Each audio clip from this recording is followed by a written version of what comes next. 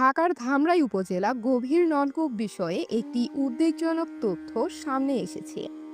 স্থানীয় কিছু ব্যবসায়ী ও দালালদের মাধ্যমে 20,000 থেকে 30,000 টাকার বিনিময়ে সহজেই গভীর নলকূপ পাওয়া যাচ্ছে, যা নিয়ে স্থানীয় বাসিন্দাদের মধ্যে ক্ষোভের সৃষ্টি হয়েছে।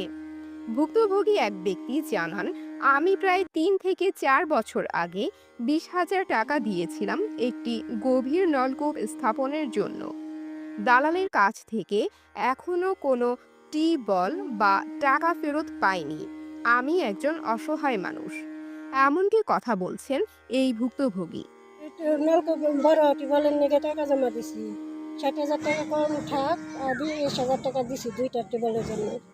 দুইটা টিউবওয়েল নিয়ে 4 বছর ধরে নিয়ে আমার যোগাযোগও করে না, ইয়ে করে না, গেলে দেখা করবার গেলে না, ঘরে জাপ দিয়ে বয়ে থাকে, টাকা পয়সাও করে দেয় না টিউবওয়েলের